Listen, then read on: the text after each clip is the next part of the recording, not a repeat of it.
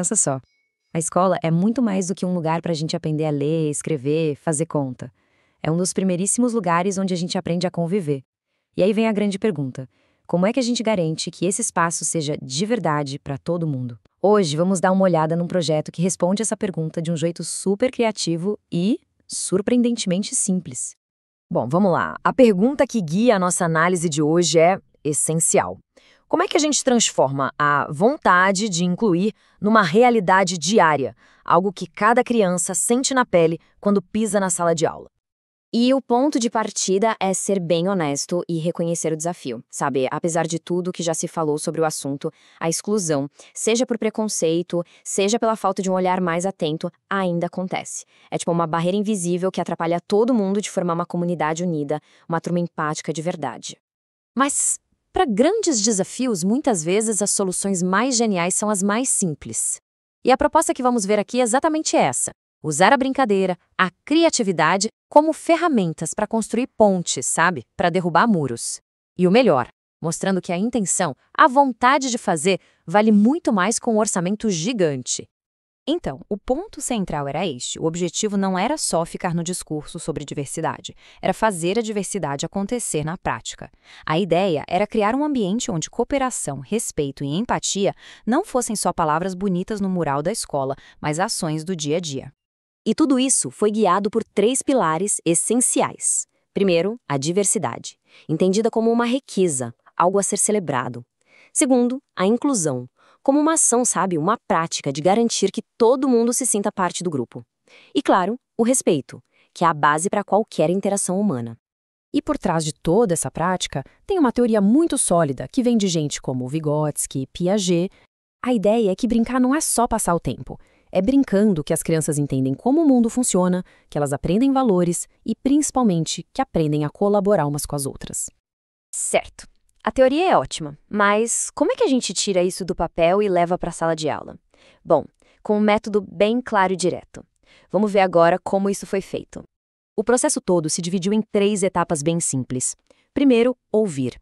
Isso significou parar para observar a turma, entender as dinâmicas, os desafios, principalmente em relação a uma criança com necessidades educacionais especiais.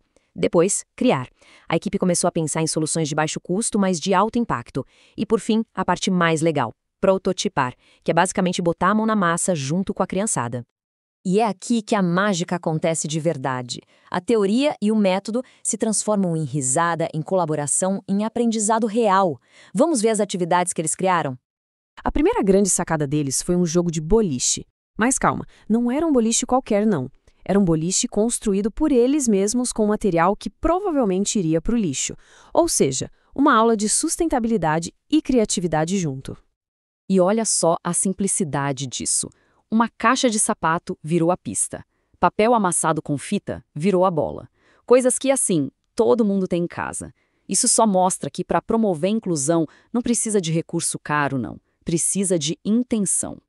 E aqui a gente vê a genialidade da coisa, a mudança de mentalidade. Em vez daquela competição de quem faz mais pontos, o que rolava era uma celebração coletiva a cada jogada.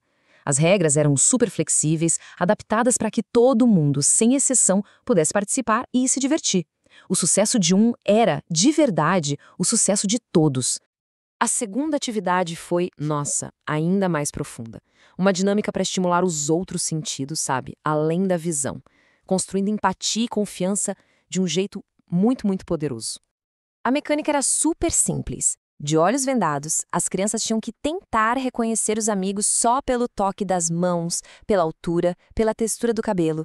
E a conversa que veio depois foi a parte mais rica. Eles falaram sobre o que sentiram, sobre como perceberam os colegas de um jeito totalmente novo. Foi um baita exercício de se colocar no lugar do outro. Tá, e aí?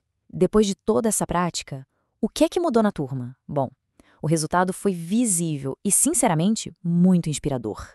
Quem estava observando a sala notou uma transformação real no comportamento da turma. A cooperação, que antes era meio rara, floresceu. A empatia virou algo constante. E a participação, principalmente daquele aluno com necessidades especiais, aumentou demais. Todo mundo começou a se sentir parte do grupo. Resumindo, o projeto acertou em cheio no alvo. As brincadeiras não foram só brincadeiras, elas foram o caminho, o veículo para desenvolver habilidades sociais e emocionais que são para a vida toda. E talvez o mais importante de tudo tenha sido isso. Foi criado um sentimento real de pertencimento. Ninguém se sentia mais de fora. Aquele aluno que antes tinha dificuldade de interagir, agora recebia ajuda e carinho de forma espontânea dos colegas. A sala de aula virou, de fato, uma comunidade. Agora, vamos dar um passo para trás e tentar entender a lição maior que um projeto como esse deixa para gente. E a grande conclusão, o grande pulo do gato é esta. Ações pequenas, quando são feitas com intenção, com propósito, têm um poder de transformação gigantesco. Não precisa de nenhuma revolução para mudar uma cultura. Isso prova que a transformação está ao alcance de todo mundo, com criatividade, com empatia e, principalmente, com a vontade de fazer diferente. Dá sim para criar espaços muito mais acolhedores e justos. A principal matéria-prima é a vontade de mudar. E para a gente fechar, fica a reflexão.